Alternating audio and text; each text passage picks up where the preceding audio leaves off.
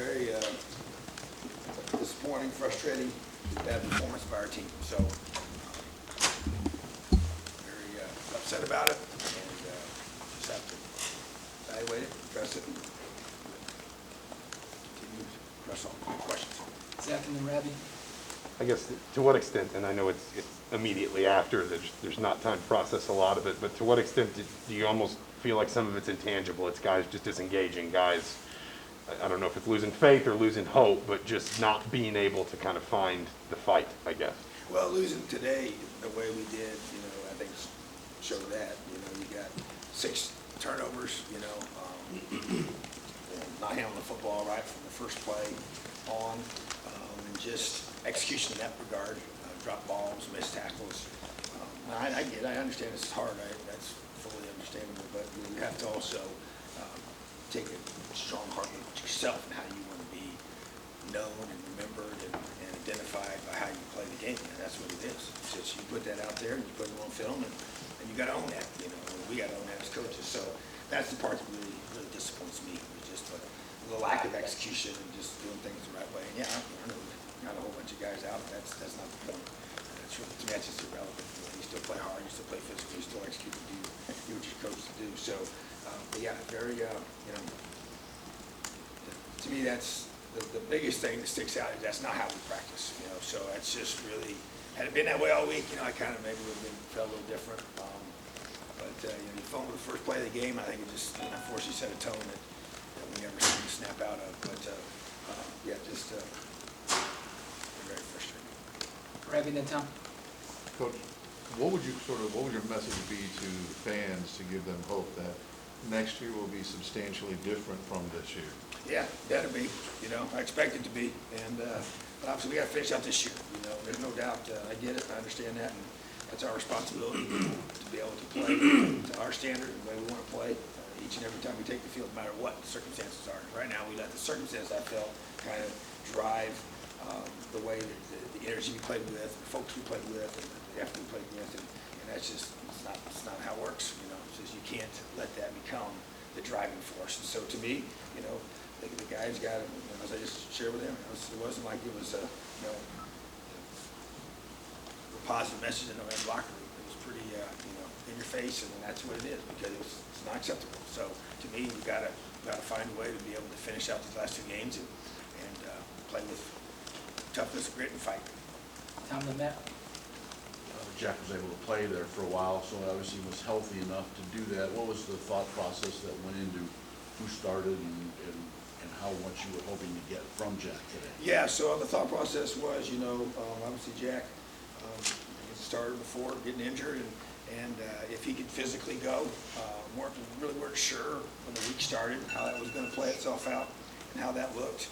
But I feel like that he made progress each and every day, and so we knew that Donovan was going to be the starter because we just didn't want it to be the case where we didn't know how long Jack would be able to go. So to kind of see, we felt good by the end of the week that he was going to be able to play, and then kind of see how he did when he was in there, how his foot held up, and then expecting to play both of them. We want to kind of complement the 2 together, and so basically that was the thought, was to be able to play them both for sure, and based on how each was doing and how the game was flowing, we kind of just gauge the rest of it from there. So but then obviously Jack ended up getting injured. It wasn't even the foot that he had already had injured, so it's a different one. So but just then once he went down, obviously Donovan took the rest of it. But yeah, so I just expected to play both of them, and obviously they did, and we just got to one position, as all positions, just got to play better. Matt and then Kevin. Coach, offensively, from a schematic standpoint and how you want to attack defenses, how far away are you guys from what you want it to look like, and what needs to change for you to get it to where you want it to look like? Yeah, I mean, to me, the way I envision this is being able to stress the defense and stay on the field. We like to be able to utilize, to play winning football, where you drive down the field and you use up, the clock. You have different tempos that you're able to utilize and through that. And so, it's obviously, the lack of high-level quarterback play has been not to what I want to expect, and then you got to evaluate up front as well, because obviously it starts up front. But Yeah, I mean, obviously at this point, you know, we're not scoring points, so it's not even close to what we want it to be. It's not even close to the way that we want it to look, you know, so that's something we have to look at, and we will. So, but at this point right now, is trying to find a way to get ourselves in position to go win a football game, which we've not been able to do. Kevin and Dustin. The sideline incident between Peyton and Devin, what was your reaction to it? Is that something that's going to be addressed or removed?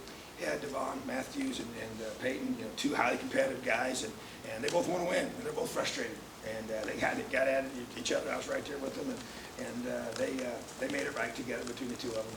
And but they're frustrated. You know, they want to win, and they want to, you know, they know that we're not playing the way we need to be playing. They know that we're not playing the way that we expected ourselves to play, and that's very frustrating. You know, and so they're just two highly competitive guys that you know. Obviously, you don't want to see guys getting at each other, but you know what? Sometimes that's a part of the process you go through, and you just, as a man, you confront it like we did, and then those two guys were able to address it and press on. So I don't think it's an issue. Dustin, then we'll wrap with Jim. I guess, when did you know Cam Jones wasn't going to be able to play today? What's his issue and how much? He's just sick, you know, and we thought, we knew it was a concern. But tried to get him hydrated, tried to, you know, just sick, you know, and just couldn't go. And that was a big blow. Really did, a couple days ago, didn't think that would be the case, but never turned for the better. And, you know, we're going to put him at, the guy's not 100% ready to go, we're going to put him at risk with that. So he was not able to go today, so that was definitely another guy that we needed out there, and didn't happen. I'm guessing that's not COVID related, correct? No, it's not good. He'll be fine. Right. Jim, last one. Coach, I know it's not something you're thinking about this minute, but maybe this weekend with the moving up of the early signing period, there's been a lot of changes, and are personnel changes possible? Is that something that you would even consider before the end of the season? And is that something that you've even thought about up to this point? You're talking about personnel as in coaching? Yes, sir. Okay. Now, those decisions will be made when the season's over as far as just evaluation of that. You know, nothing's going to happen right now. You know, so, but just everything gets evaluated. You know, you have a season like this, you always evaluate everything anyways. But a season like this, and things don't go the way you want them to go, you got to take a hard look at every part of your program, all three phases, all the coaches, and myself included. But bottom line is that you know, we got to find a way to win a football game right now. All right, thanks, Tom. All right. Have a great day. Well, Mike and then Sam.